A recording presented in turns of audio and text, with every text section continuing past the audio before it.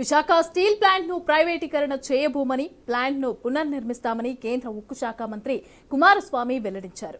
Visakha steel plant ప్రతినిధులు, అధికారులు, కార్మిక సంఘాల ప్రతినిధులతో వేర్వేరుగా కేంద్ర మంత్రి కుమారస్వామి భేటీ అయ్యారు. అయితే ఈ క్రమంలోనే కేంద్ర మంత్రి కుమారస్వామి మీడియాతో మాట్లాడుతూ విశాఖ ఉక్కు ప్లాంట్ ను ప్రైవేటీకరణ చేయబోమని స్పష్టం చేశారు. ఈ క్రమంలో ప్లాంట్ ను పునర్నిర్మిస్తామని వ్యాఖ్యానించారు. ప్రెజెంట్ విశాఖ స్టీల్ ప్లాంట్ కు 35,000 కోట్ల అప్పు ఉందని మంత్రి తెలిపారు. రైట్, ఇదే అంశానికి సంబంధించి పూర్తి డీటెయిల్స్ మా ప్రతినిధి విజయ్ అందిస్తారు. విజయ్, మమత, నేడు విశాఖ స్టీల్ ప్లాంట్ను కేంద్ర ఉక్కు మంత్రి కుమారస్వామి మరియు సహాయ మంత్రి శ్రీనివాస్ వర్మలు ఈరోజు సందర్శించారు. అయితే వీరు కేంద్ర మంత్రులు అక్కడ ఉన్న కార్మిక సంఘాలతో పాటు అక్కడ ఉన్న అధికారులతో కూడా వేరువేరుగా అయితే వాళ్ళు చర్చలు జరపడం జరిగింది. అయితే ముఖ్యంగా తీసుకుంటే కార్మికులతో చర్చలు జరపడం, కార్మికులు కేంద్ర మంత్రికి ఒకటి వినిపించారు. అయితే ఇక్కడ ప్లాంట్ సేల్లో విలీనం చేయాలని చెప్పి, అలాగే సొంత గనులు కేటాయించాలని చెప్పి కార్మికులు కేంద్ర మంత్రి దృష్టికి తీసుకెళ్లడంతో కేంద్ర మంత్రి కూడా దానికి సుముఖంగానే వ్యవహరించడం తెలుసు. అయితే కేంద్ర మంత్రి కార్మికులతో మాట్లాడుతూ ప్రధానమంత్రి నరేంద్ర మోడీ గారు ఉక్కు పరిశ్రమపై చాలా ఇంట్రెస్ట్గా, అంటే చాలా ఆయన ఇంట్రెస్ట్ చూపుతున్నాడని చెప్పి, అందుకోసమే 11,440 కోట్లు ప్రస్తుతానికి ఉక్కు పరిశ్రమ కేటాయించారని కుమారస్వామి అన్నారు. అలాగే ఉక్కు పరిశ్రమకి, విశాఖ ఉక్కుకి 35,000 కోట్ల రూపాయలు ఇప్పటిదాకా అప్పు ఉందని, వాటిని కూడా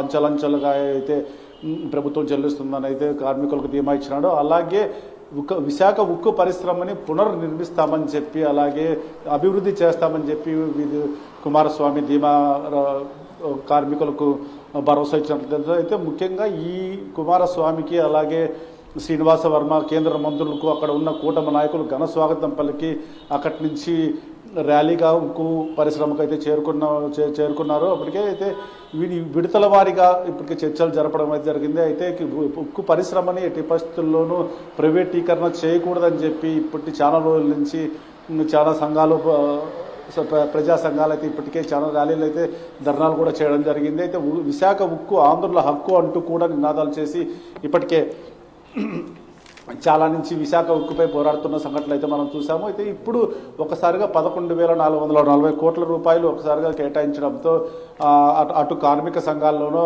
అటు అధికారుల్లోనూ అయితే హర్షం వ్యక్తం అవుతుంది. ఏది ఏమైనా రాబోయే కాలంలో విశాఖ ఉక్కు పరిశ్రమకు మంచి రోజులు అయితే రాబోతున్నాయనేది స్పష్టంగా అర్థమవుతుంది. అదే కేంద్ర మంత్రి కుమారస్వామి కూడా స్పష్టం చేశారు. నరేంద్ర మోడీ గారు విశాఖ ఉక్కు పరిశ్రమను ఖచ్చితంగా అభివృద్ధి చేస్తారు. కూటమి ప్రభుత్వంలో భాగంగా చంద్రబాబు నాయుడు గారు కావచ్చు, లోకేష్ గారు కావచ్చు, అలాగే పవన్ కళ్యాణ్ గారు విశాఖ ఉక్కుని ఎట్టి పరిస్థితుల్లోనూ ప్రైవేటీకరణ చేయకూడదని అయితే గట్టి పట్టుదలతోనే ఇప్పుడు సొంత విశాఖ ఉక్కు కోసం 11,440 కోట్లు కేటాయించారు. అలాగే మీ రాబోయే కాలంలో కూడా మిగతా అమౌంట్ కూడా, అంటే 35,000 కోట్ల అప్పును కూడా వారు దశల వారీగా తీస్తామన్నట్లయితే చెప్పినట్లయితే స్పష్టమవుతుంది. మమత.